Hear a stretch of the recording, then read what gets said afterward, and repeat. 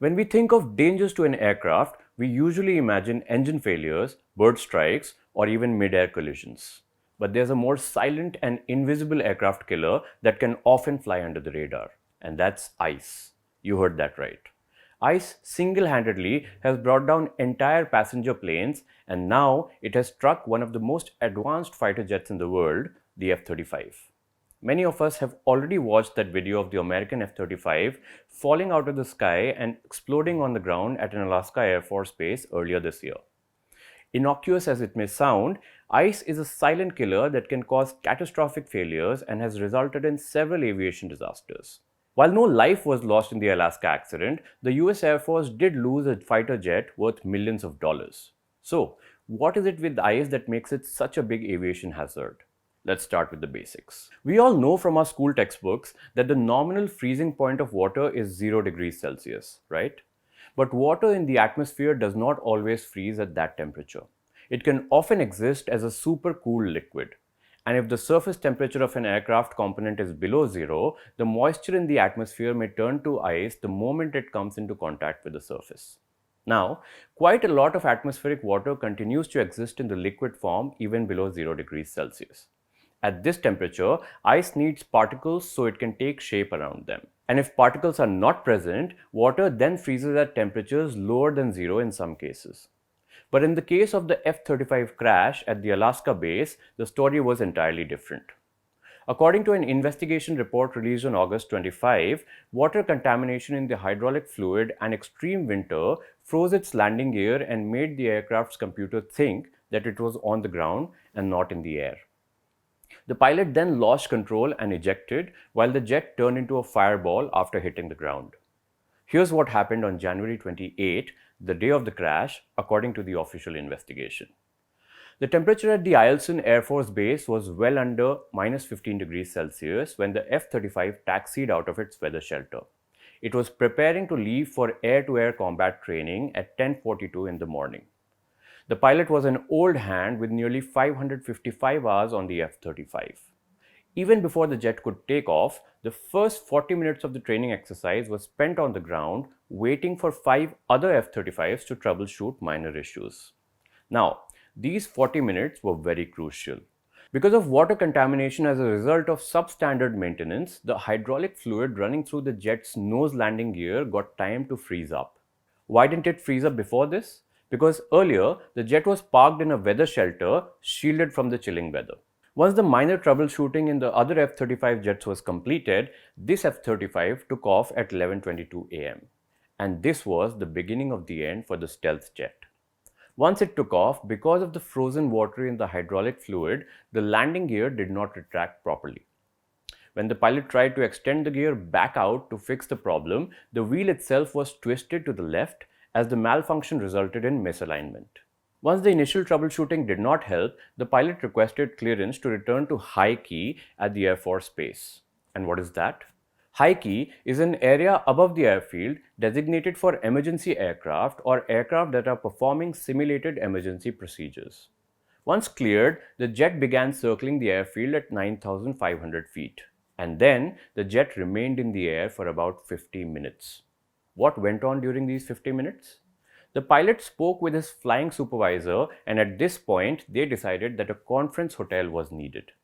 A conference hotel is a call that can be initiated by the flight supervisor to speak directly with the engineers of the manufacturer, in this case, Lockheed Martin. Once the call was set up, the group decided to try a touch and go, where the aircraft touches down, then lifts off again without stopping. The hope here was that the brief touchdown would straighten the nose gear and reduce the risk for a full landing later. The pilot tried the touch and go at 12:18 p.m. but to no luck.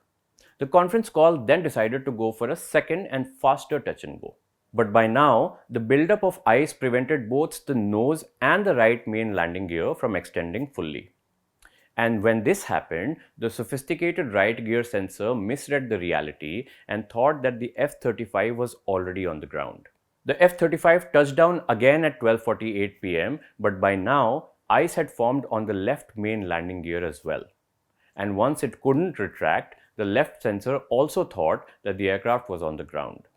And once all sensors were in sync, Though wrongly, the F-35 computer shifted from in-flight control settings to on-ground control settings. But at this point, the jet was still flying at more than 250 miles per hour. And this suddenly escalated the pilot's problems. The jet stopped reading the pilot's inputs and began oscillating, going completely out of control. Out of options, the pilot ejected just 372 feet above the runway, and the jet continued climbing to 3,205 feet before it stalled and crashed. In fact, it passed close to the pilot, who was drifting down to the ground with his parachute. Now, the detailed investigation revealed that there was 30% water in the hydraulic fluid found in the remains of the landing gear. And this was caused by many lapses. The hydraulic fluid and its barrel had an unusually high amount of particulate matter. The 355th Fighter Squadron, which is housed at the Alaskan base, was short-staffed, the barrels were not locked properly, and the pump on it had no sealer that could prevent the entry of water. By the way, the 355th Squadron's primary mission is the suppression of enemy air defense and offensive counter-air missions. And just 9 days after this crash, another F-35 encountered the same problem when its landing gear could not extend due to frozen hydraulic fluid. However, that jet was able to land without any significant problem.